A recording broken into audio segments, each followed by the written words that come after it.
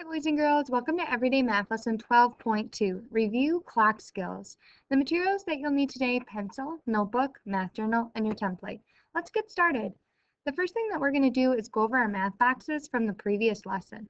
So if you can look at math journal page 290. If you're noticing that you have any mistakes, please fix those with your pencil and eraser. So for our first question, Jordan spent $6.38 on a book and $1.23 on a magazine. How much did he spend altogether? First, estimate the cost and the total. So I estimated to the nearest 10 cents. So I have $6.40 plus $1.20 to get my total of $7.60. Now when I found my actual answer, I chose to stack them to do it the traditional way. So I have my 8 plus 3, which I know is 11. I carried my 1, put my other one below. 3 plus 1 plus 2 is 6. 6 plus 1 is 7, and then my decimal point comes straight down, giving me $7.61. Very close to my estimate. For number 2, we know that 1 hour is the same thing as 60 minutes, so then a half hour would be 30 minutes. Now when we're looking at a fourth, we're looking at half of that 30 minutes, which would be 15 minutes. Now when I have 3/4, I have 3/15s. So I need to add 15 plus 15 plus 15, which would take me to 45 minutes. If I have 1.5 hours, I need to add 60 plus 30, which would give me 90 minutes. For question 3, write a fraction for each shaded part. So I know that those two are equal. Half is equal to 2/4. For question 4, I spent $4.22 at the store and gave the cashier a $10 bill. How much change should I get? So I started at $4.22. I added 3 pennies to get to $4.25. I added 3/4 to get to $5. And then I added another $5 to get me to $10. When I add up this money, it would be a total of $5.78 for my change. For question number 5, the minimum number or the smallest number would have been 632, and the maximum or the biggest number would have been 5,401. And for question 6, a pentagon has 5 sides, a hexagon has 6, and an octagon has 8 sides. So double check to make sure you have yours correct before moving on to the next part of the lesson. For the next part of the lesson, you can either use notebook paper or a whiteboard and marker to write down your answers from the next slides. If the speed is too fast, pause as often as needed. We'll work a little bit on multiplication for these first ones. So could you press pause and solve these 6 multiplication problems and then press play when you're ready to check? All right, so for 4 times 1, you should have had 4. Whenever we're multiplying a number times 1, we know it's going to always be that other number. 0 times 9, you should have had 0. Whenever we're multiplying times 0, our answer is going to be 0. 10 times 4 is going to get us to 40. 2 times 8, I'm just doubling my 8, so my answer is 16. 5 times 3, I could count by 5s 3 times to get my total of 15. And then 5 times 6, I could count by 5s 6 times, or I could think about the clock and think how many minutes if my minute hand was on the 6, and my answer should be 30. So about what time does school start? And you can write down what time you think, or you can wait for me to reveal the answer. But school starts around 8 a.m. and maybe you put 7:55, maybe you put 8:15, maybe you have a different one. That's okay too. And then about what time is school out? And I said it's about 3 o'clock, and maybe you have 2:45 or maybe it's later, but it starts around 8 a.m. and ends at 3 p.m. So how many hours does the school day last? Press pause and play when you're ready to hear the answer.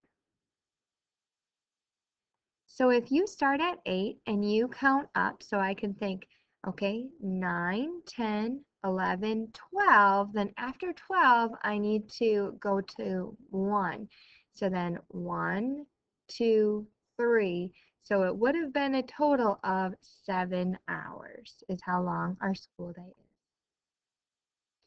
If you can put your notebook or your whiteboard to the side and take out your math journal, we will now start talking about page 291. Page 291 looks like this. They want us to tell what time the clock is and then show the time 30 minutes later and tell what time that is. So if you can solve 1, 2, and 3 like that, when you get to number 4, you're going to pick a time, draw the hands on the clock, and then tell me what time it is and what time it'd be 50 minutes later. Press pause and then play when you're ready to check. All right, we'll start talking about numbers 1, 2, and 3. So for question number 1, when you're looking at the clock, you would have seen that my first time would have been 4:15, and then 20 minutes later would have been 4:35. And then I would show 4:35 by putting my hour hand in between the 4 and the 5, and then my minute hand on the 7. For question number 2, I can see that the time is 6:50. And then if I add 35 more minutes to the clock, my new time would be 7:25. Looking at my clock for number 3, I can see that it is 9:40. And this time I need to say 15 minutes earlier. So 15 minutes earlier would look like this, and that time would be 9:25. And for the last one, there's lots of different answers. You just need to draw a time on the clock and then show the time 50 minutes later and tell what time that would be. The next part of the lesson looks like this, where what time does each clock show? Fill in the oval next to the correct answers. So looking at this first one, we could say this as 1:15. We could say 1:15. We could also say 15 minutes after 1. So notice how there were 3 different things that we could fill in for this time. Can you take a look at times 2, 3, and 4 and fill in the bubbles next to the times that you could call each of those clocks? Press pause and play when you're ready to check. All right, looking at number 1, there's 2 different ones I could have put. I could have said the time is 7:15, and then I also could have said 7:15. For number 2, there's 3 different ones. I could have said 10:30, could have said 10:30, and I could have also said 30 minutes after 10. For number 3, I could call that 5:45, and I could also say 5:45. And for number 4, I could say 20 to 9, like 20 minutes to 9 o'clock, and I could also say 8:40. The last thing we'll do today is working on our adding and subtracting strategies. So if the first 3 problems you're adding, the second 3 you are subtracting. So can you press pause to solve these 6 problems and then press play when you're ready to check? All right, so I have 53 plus 45. This problem's really nice for me. I know that 3 plus 5 is 8. I know 5 plus 4 is 9, giving me my answer of 98. For 36 plus 48, when I first did 6 plus 8, it was 14, so I had to carry my 1, put my 4 below, and then add 3 plus 4 plus 1 to get my answer of 84. You'll notice how I chose to rewrite some of these so it was a little bit easier for me to solve. So I have 456 plus 17. I know that 7 plus 6 is 13. I carried my 1, put my 3 below. I have 1 plus 5 plus 1 to get me 7, and then have 4 for 473.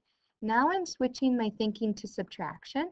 So I have 68 minus 24. I know 8 minus 4 is 4, and then 6 minus 2 is 4, giving me my answer of 44. For 65 minus 27, I can't do 5 minus 7, so I went next door. I changed my 6 to a 5. My 5 becomes a 15. 15 minus 7 is 8, and then 5 minus 2 is 3, giving me my answer of 38. For my last one, I have 516 minus 38. I couldn't do 6 minus 8, so I went next door and I first changed that 1 to just a 0. Then I changed my 6 to a 16. 16 minus 8 is 8. Now from that 0, I couldn't do 0 minus 3. So I went next door, I changed my 5 to a 4, my 1 becomes a 10. 10 minus 3 is 7, and then I have my 4, giving me my answer of 478. And now the last thing we'll talk about is math boxes. So math box page is page 294. I'll quickly talk about the directions and then I'll ask that you complete this page on your own. We will go over this page in our next video. So for question number 1, which animal was the most popular? For question 2, you're solving. Remember to do whatever in parentheses first, and then don't forget about adding your unit. For question 3, write less than or greater than when you're comparing these numbers. For question 4, what item is the shape of a rectangular prism? Circle the best answer. For question 5, looking at this figure, you're telling me what the area is and also the perimeter. And then for question number 6, the pet store sold 12 fish, half of them were guppies, and 1/4 were neons. The rest were angelfish. How many of each? So if you can think about how much half of 12 is, how much 1/4 of 12, and then how much you have left over for your angelfish. All right, I'll see you next time.